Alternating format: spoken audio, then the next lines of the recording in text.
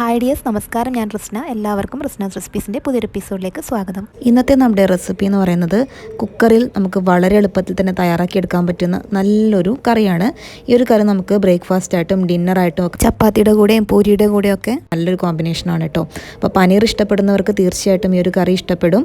അപ്പോൾ നമുക്ക് ഒട്ടും താമസിക്കാതെ വീഡിയോയിലോട്ട് കിടക്കാം. അപ്പോൾ വീഡിയോ ഇഷ്ടമാവുകയാണെന്ന് ലൈക്കും കമൻറ്റും ഷെയറും സബ്സ്ക്രൈബും ഒന്ന് ചെയ്തേക്കണേ.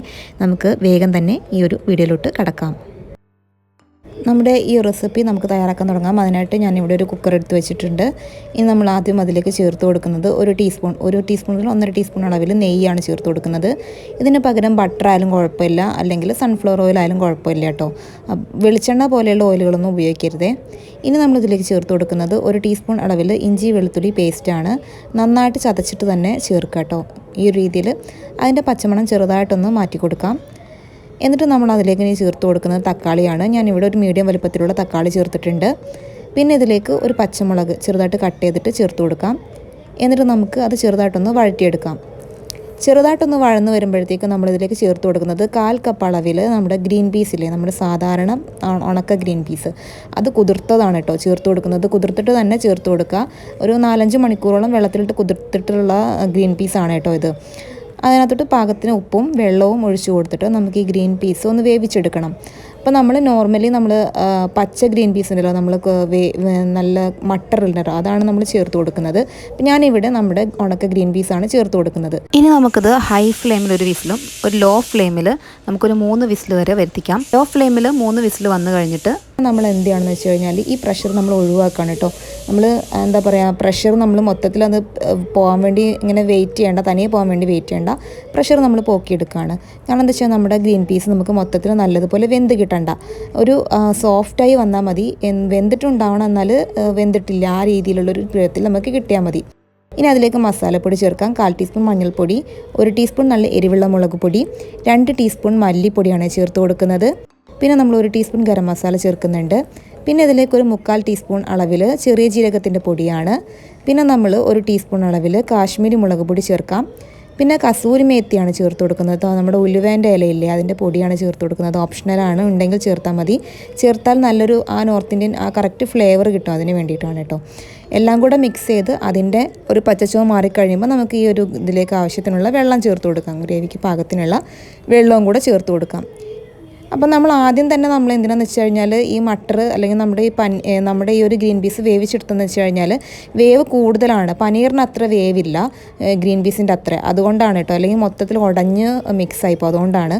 ഇനി നമ്മളിതിലേക്ക് നമ്മൾ പനീർ ഇട്ട് കൊടുക്കണം. 250 ഗ്രാം പനീറാണ് ഇട്ട് കൊടുത്തിരിക്കുന്നത് കേട്ടോ. ഇനി ആ പനീറിലേക്ക് ആവശ്യത്തിനുള്ള ഉപ്പും കൂടി ചേർത്ത് കൊടുത്തിട്ട് നമ്മൾ നല്ലതുപോലെ ഒന്ന് മിക്സ് ചെയ്ത് കൊടുക്കാം. എന്നിട്ട് നമുക്കിത് വേവിച്ചെടുക്കണം.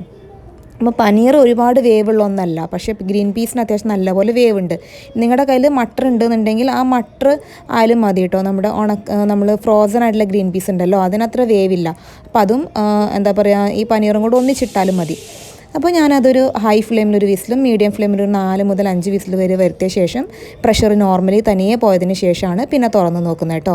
അപ്പോഴത്തേക്കും നമ്മുടെ ഈ ഗ്രീൻ പീസും അതുപോലെ തന്നെ നമ്മുടെ ഈ ഒരു പനീറും പെർഫെക്റ്റായിട്ട് കുക്കായിട്ടുണ്ടാവും. അപ്പം ഗ്രീൻ പീസിൻ്റെ വേവ് നമുക്ക് കറക്റ്റായിട്ട് കിട്ടും കേട്ടോ. അതിന് വേണ്ടിയിട്ടാണ് ഈ ഒരു രീതിയിൽ നമ്മൾ ചെയ്തെടുക്കുന്നത്. പിന്നെ ഗ്രീൻ പീസ് ഒരുപാട് ഉടഞ്ഞ് ഈ കറിയിൽ മിക്സ് ആവാൻ പാടില്ല, സെപ്പറേറ്റ് ആയിട്ട് തന്നെ കിടക്കണം കേട്ടോ. ഇനി നമ്മളിതിലേക്ക് ചേർത്ത് കൊടുക്കുന്നത് കട്ടി തേങ്ങാപ്പാലാണ്. ഞാനിവിടെ 1/2 കപ്പ് കട്ടി തേങ്ങാപ്പാലാണ് ചേർത്ത് കൊടുക്കുന്നത്. തേങ്ങാപ്പാൽ ഇല്ല എന്നുണ്ടെങ്കിൽ നമ്മൾ അണ്ടിപ്പരിപ്പിൻ്റെ ഒരു 4-5 അണ്ടിപ്പരിപ്പ് നന്നായിട്ട് കുതിർത്ത് വെച്ചിട്ട് അത് നന്നായിട്ട് അരച്ചിട്ട് നമ്മളിതിൽ ചേർത്ത് കൊടുത്താലും നല്ലതാണ് കേട്ടോ.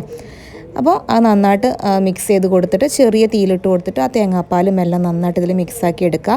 പിന്നെ നമ്മളിതിലേക്ക് ചേർത്ത് കൊടുക്കുന്നത് ഒരു 1/4 കപ്പ് അളവിൽ വെള്ളം, കുറച്ച് വെള്ളം കൂടെ ഒഴിച്ചു കൊടുത്തിട്ട് ഗ്രേവിൻ്റെ തിക്നെസ്സിന് കറക്റ്റാക്കി എടുക്കുക കേട്ടോ. ഇനി നമ്മളിതിലേക്ക് മല്ലിയിലയാണ് ചേർത്ത് കൊടുക്കുന്നത്. അതും കൂടെ ചേർത്ത് കൊടുത്തിട്ട് നമ്മൾ നന്നായിട്ടൊന്ന് മിക്സ് ചെയ്ത് കൊടുക്കുക. എന്നിട്ട് നമ്മൾ ഈ കറീൻ്റെ ടേസ്റ്റ് കാര്യങ്ങളൊക്കെ നമ്മൾ നോക്കുക കേട്ടോ.